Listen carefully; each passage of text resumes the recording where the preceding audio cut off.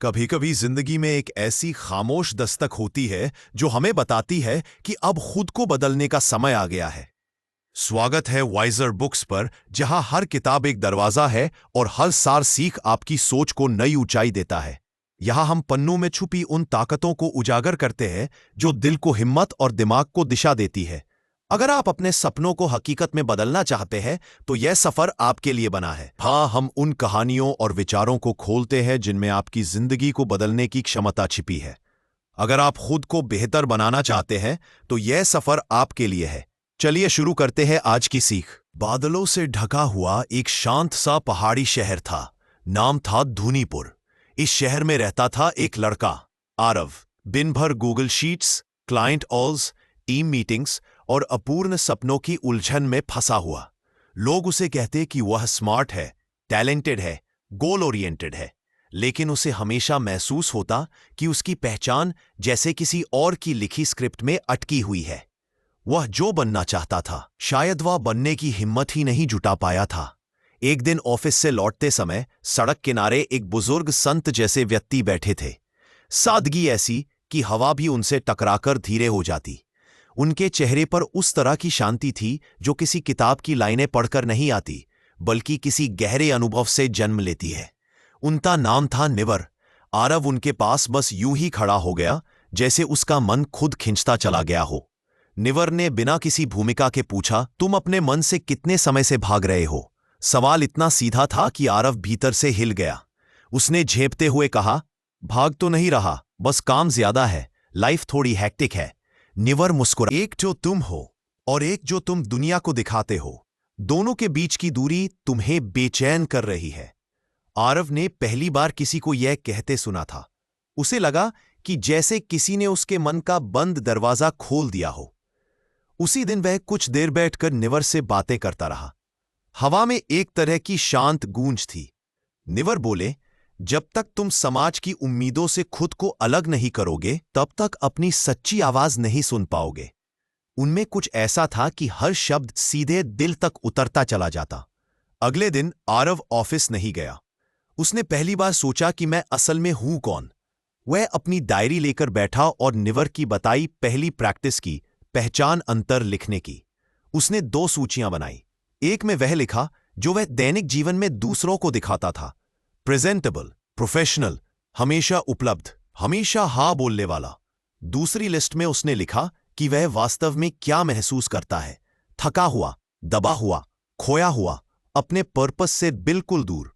उसे यह देखकर ऐसा। शाम को वह फिर निवर से मिला। निवर ने पूछा, आज क्या सीखा?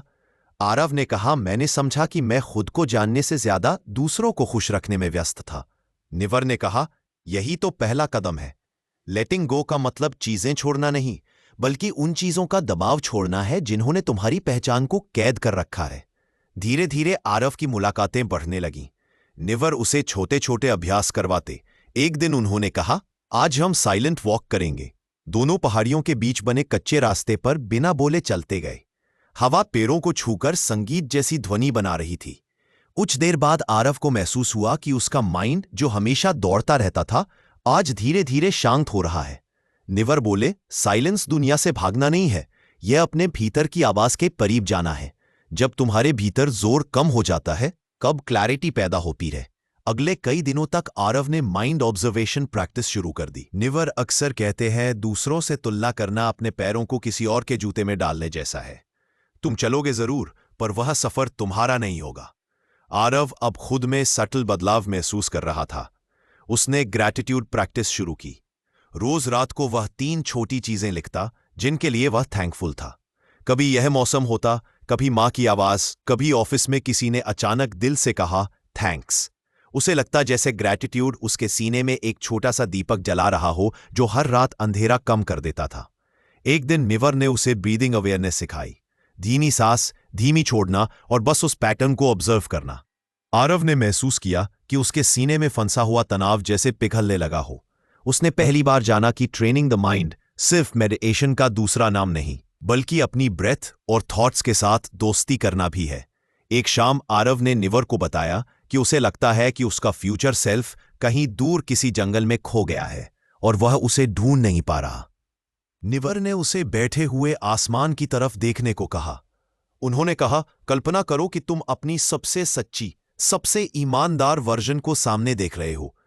वो वर्जन क्या पहन रहा है, कैसे चल रहा है, किस तरह की बातचीत कर रहा है। आरव ने आंखें बंद की और खुद को एक ऐसे व्यक्ति के रूप में देखा जो शांत है, स्पष्ट है, पर्पस ड्रिवन है और अपनी पहचान से जुड़े रहने से मजबूती पाता है। वह दृश्य उसे भीतर कहीं छू गया। दिन बीतते गए और अब आरव खुद को जर्नल करने की आदत डाल चुका था। वह अपनी ट्रिगर्स लिखता, कौन सी बात उसे परेशान करती है, क्या चीजें उसके माइंड को भटका देती हैं और कब उसे क्लैरिटी मिलती है। उसे समझ आने लगा कि नेगेटिव इमोशंस असल में दुश्मन नहीं बल्कि संकेत है जिनका काम उसे उसकी सच्चाई बताना है। निवर हमेशा कहते थे, भावनाओं के साथ पहचाने मत, बस उन्हें देखकर आगे बढ़ो। एक दिन एक दोस्त से बातचीत में उसे एहसास हुआ कि वह अपनी लाइफ डिसीजंस में दूसरों की राय को जरूरत से ज्यादा महत्व दे रहा था। इसने उसे याद दिलाया कि पीसफुल लाइफ का मतलब यह नहीं कि दुनिया बदल गई, बल्कि यह कि वह दूसरों को अपने मन का लेखक बनने नहीं दे रहा। यह रियलाइजेशन जैसे किसी भारी पत्थर को उसके कंधों से हटाने जैसा था। धीरे धीरे आरव ने डेली इंटेंशन सेटिंग भी शुरू कर दी। सुबह उठकर वह एक लाइन लिखता कि आज वह किस मनस्थिति के साथ जीना चाहता है। वो कुछ सिंपल जैसे क्लैरिटी, काइंडनेस या प्रेजेंस लिख देता, लेकिन दिन के अंत में उसे लगता कि यह छोटी आदत उसके माइंड की दिशा तय कर रही है। एक दिन जब आरव निवर से मिलने गया तो उसने देखा कि एक युवक वहां बैठा आंसू पोंछ रहा है। निवर उसे समझा रहे थे कि डिटैचमेंट का मतलब लोगों को छोड़ना नहीं बल्कि उनसे जुड़ाव को साफ करना है। रिश्ते तभी स्वस्थ रहते हैं जब उन पर दबाव नहीं डाला जाता कि वे हमें डिफाइन करें। जिस युवक की कहानी सुनकर आरव को अपने ही कई पुराने रिश्ते याद आए जो एक्सपेक्टेशंस की वजह से टूट गए थे। उसे लगा कि डिटैचमेंट शायद वही लाइटनेस है जिसकी उसे हमेशा जरूरत थी। एक बार आरव ने निवर से पूछा कि क्या माइंड को पूरी तरह क्वाइट किया जा सकता है। निवर ने हंसकर कहा, माइंड कभी पूरी तरह एम्प्टी नहीं होता, लेकिन वह तुम्हारा सर्वेंट जरूर बन सकता है अगर तुम उसे डिसिप्लिन से ट्रेन करो। यह लाइन आरव के मन में गूंजती रही। उसने उसी रात अपने कमरे की लाइट बंद करके खुद से कहा, मैं अपने माइंड को कंट्रोल नहीं करूंगा, मैं उसे समझूंगा। धीरे धीरे आरव को महसूस होने लगा कि वह अपने भीतर की आवाज के साथ एक दोस्ती बना रहा है। उसे लगता जैसे वह खुद से दूर था और अब लौटकर वापस अपने घर पहुंच रहा है। धुनीपुर का पहाड़ी माहौल, निवर की शांत आवाज, हवा में तैरती पहाड़ी खुशबू और आरव की धीमी बदल रही आइडेंटिटी सब मिलकर एक ऐसा सफर बना रहे थे जिसे आरव खुद भी समझ नहीं पा रहा था, लेकिन महसूस जरूर कर रहा था। उसे महसूस हुआ कि वह अब वही लड़का नहीं है जो कुछ समय पहले व्यस्त और खोया हुआ घूमता था। अब वह थोड़ा सा ग्राउंडेड, थोड़ा सा अवेयर और थोड़ा सा ग्रेटफुल इंसान बन रहा था। और यह ट्रांसफॉर्मेशन इसी मिरेकल से नहीं बल्कि माइंड ट्रेनिंग और सेल्फ अवेयरनेस की छोटी छोटी प्रैक्टिसेस से आ रही थी। धुनीपुर में सर्दियों की शुरुआत थी। हवा थोड़ी तेज, सूरज थोड़ा शर्मीला और आसमान में हल्की धुंध तैर रही थी। आरव ने महसूस किया कि उसके भीतर जो बदलाव शुरू हुआ था वह अब गहराई पकड़ने लगा है। लेकिन जहां बदलाव होता है वहां पुराने पैटर्न्स भी वापस आने की कोशिश करते हैं। यही उसके साथ भी हुआ।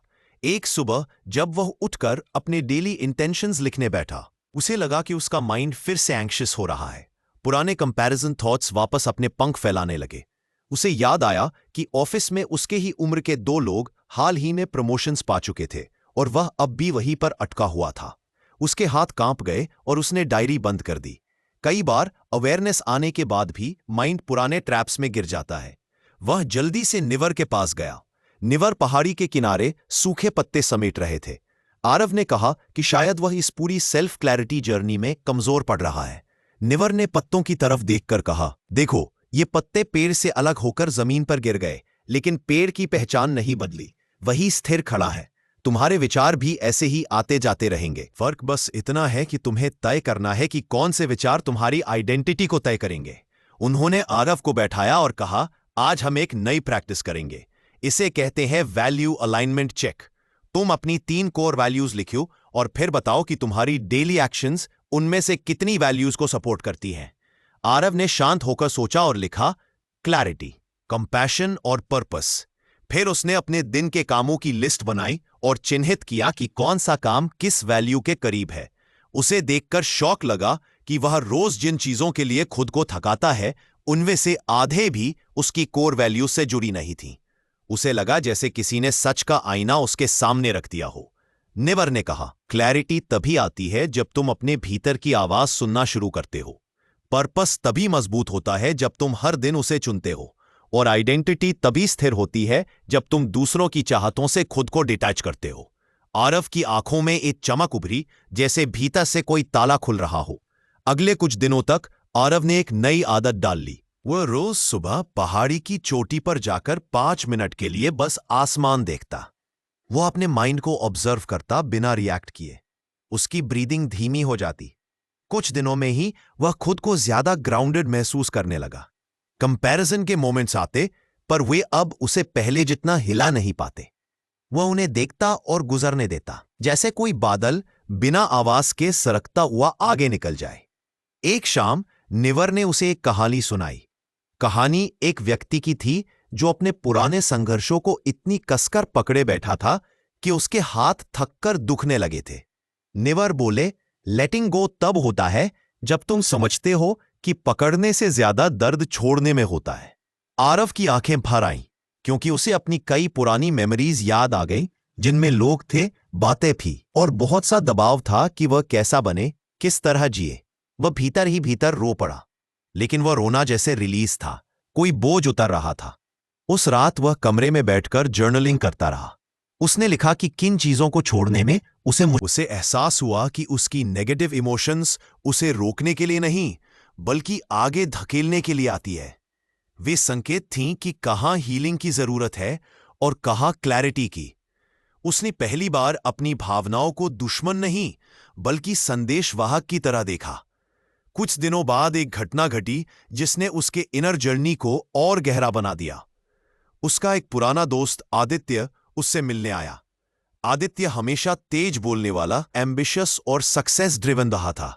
वह बोला कि आरव की ये सारी इनर पीस वाली बातों का क्या फायदा, लाइफ तो रेस है। लेकिन बातचीत में उसे पता चला कि आदित्य अंदर से कितना एंग्शियस है, कैसे कंपैरिजन ने उसे तोड़ रखा है। वह खुद को दूसरों की अचीवमेंट से मेजर करते करते थक चुका था। उसकी बातों में वही बेचैनी थी जो कभी आरव के भीतर थी। आरव ने उसे पहाड़ी रास्ते पर साइलेंट वॉक के लिए ले गया। आदित्य ने पहले इसे लाइटली लिया, पर इस बातचीत में आरव ने खुद को पहली बार एक अलग रूप में देखा, जैसे वह सिर्फ सीख नहीं रहा था, बल्कि किसी और को क्लैरिटी दे रहा था। यह उसे भीतर से मजबूत कर रहा था। एक दिन शाम को पहाड़ी पर अचानक मौसम बदल गया। तेज हवा चलने लगी और आसमान काला हो गया। निवर एक बड़े पत्थर के पास बैठे थे। आरव भागते हुए वहां पहुंचा। निवर ने कहा, तूफान प्रकृति का तरीका है चीजों को साफ करने का। मन में भी कभी कभी वैसे ही तूफान आते हैं। फर्क इतना है कि हम उनके खिलाफ लड़ते रहो, जबकि प्रकृति उन्हें अपनाती है। जब मन में केओस आए तो उसके खिलाफ मत जाओ, बस ऑब्जर्व करो। तूफान बीत जाता है, क्लैरिटी बची रहती है। कुछ देर बाद हवा शांत हो गई। उस रात आरव ने खुद से एक वादा किया कि वह अपने मन को अब उस तरह से ट्रेन करेगा जैसे कोई मित्र को समझाकर शांत करता है, न कि किसी दुश्मन की तरह डिसिप्लिन में लाता है। उसने समझा कि माइंड सर्वेंट बनने के लिए फोर्स नहीं, अंडरस्टैंडिंग मांगता है। अगले हफ्ते आरव ऑफिस गया। यह वही ऑफिस था जहां वह पहले घुटना महसूस करता। उसने अपने टास्क्स को अपनी वैल्यूज से मैच करना शुरू किया। जहां मिसमैच होता, वह खुद से पूछता, क्या यह काम मेरी आइडेंटिटी को सपोर्ट करता है या बस दूसरों की एक्सपेक्टेशंस को। उसके डिसीजंस अब हल्के लगते थे, जैसे कोई भारी पत्थर उसके रास्ते से हट गया हो। एक बार मीटिंग के बीच में किसी ने उस पर थोड़ा सख्त टोन में सवाल किया। पहले वो एंग्शियस हो जाता, डिफेंसिव हो जाता, लेकिन उस दिन उसने अपनी ब्रेथ पर ध्यान दिया और कामली जवाब दिया। उसे लगा कि उसका माइंड उसी ट्रेनिंग को फॉलो कर रहा है जो उसने कई दिनों से निवृत्त के साथ की थी। उसे याद आया कि इमोशन को ऑब्जर्व करना ही उसकी शक्ति है। देर शाम घर लौटते हुए उसे एहसास हुआ कि ग्रैटिट्यूड प्रैक्टिस ने उसकी जिंदगी के रंग बदल दिए हैं। वो छोटी छोटी चीजों में भी फुलफिलमेंट महसूस करने लगा था। बारिश की हल्की बूंदें, किसी अनजान का वार्म स्माइल या अचानक रास्ते में दिखा कोई पप्पी भी उसके दिन को ब्राइट कर देता।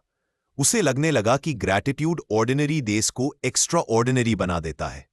कुछ दिनों बाद एक अजीब सी बात हुई। जब वह पहाड़ी पर गया तो उसने देखा कि निवर वहां नहीं थे। वह कई जगह खोजा लेकिन उनका कोई निशान नहीं मिला। अगले दिन भी नहीं, उसके अगले दिन भी नहीं।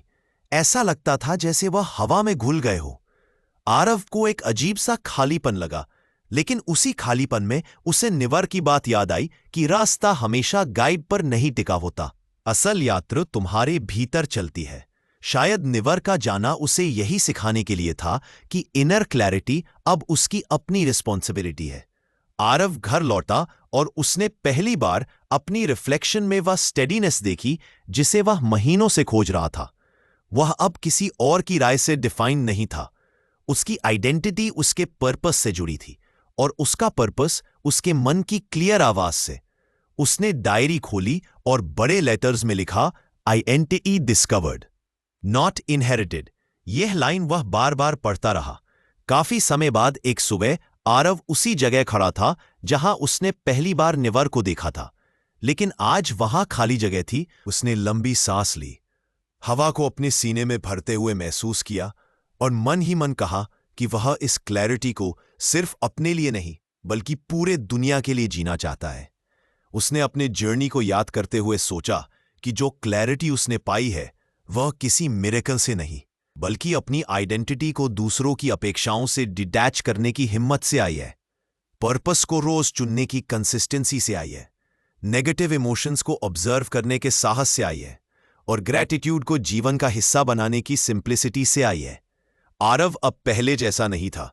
वह जानता था कि उसका मन अभी भी कभी कभी भटकेगा, कंपैरिजन फिर से झांकेगा और पर्पस कभी कभी धुंधला होगा। लेकिन वह यह भी जानता था कि अब उसके पास टूल्स है, अवेयरनेस है और सबसे जरूरी अपने भीतर की आवाज को सुनने की क्षमता है। उसने आसमान की ओर देखा और हल्की मुस्कान के साथ वापस रास्ते की ओर बढ़ गया। उसकी चाल में वह शांति थी जो सिर्फ क्लैरिटी से आती है। वह जानता था कि जीवन आगे भी क्वेश्चंस देगा, लेकिन अब उसके पास आंसर्स खोजने की क्षमता है और यही उसकी असली जीत थी। यहां उसकी कहानी खत्म नहीं होती, क्योंकि क्लैरिटी एक डेस्टिनेशन नहीं बल्कि एक डेली प्रैक्टिस है। लेकिन आज उसने अपनी आइडेंटिटी के सफर में वह कदम रख दिया था जो उसे लंबे समय तक दोबारा अंधेरे में गिरने नहीं देगा। आरव धुनीपुर की ढलान पर उतरता चला गया। उसके कदम हल्के थे, मन शांत था और दिल में ग्रैटिट्यूड की लगातार जलती हुई रोशनी उसे आगे ले जा रही थी। यह कहानी जैसे बहती है वैसे ही सुनो। कल मेरे दो दोस्त आरव और सिया मिले। दोनों अपनी जिंदगी में खोए हुए थे, लेकिन उन्होंने फैसला किया कि वे खुद को फिर से खोजेंगे। आरव ने अपनी पुरानी आदतें छोड़कर ध्यान शुरू किया और कुछ ही हफ्तों में उसकी सोच साफ होने लगी। सिया ने रोज एक छोटा लक्ष्य लिखा और उसी ने उसे फिर से आत्मविश्वास दिया। उन्हें देखकर लगा कि अगर वे बदल सकते हैं तो हम भी कर सकते हैं। जिंदगी को नया मोड़ देने के लिए बड़े कदम नहीं चाहिए, बस ईमानदार इरादा और थोड़ा सा धैर्य काफी है। हर दिन खुद की ओर एक कदम बढ़ाओ, यकीन मानो रास्ता खुद खुलने लगेगा। अगर मेरे दोस्त अपनी उलझनों से निकलकर अपनी रोशनी पा सकते हैं तो हम सब भी अपनी नई शुरुआत बना सकते हैं। अगर यह संदेश आपको छू गया हो तो कृपया लाइक करें और कमेंट में बताएं कि आप अपनी जिंदगी में कौन सा बदलाव शुरू करने वाले हैं।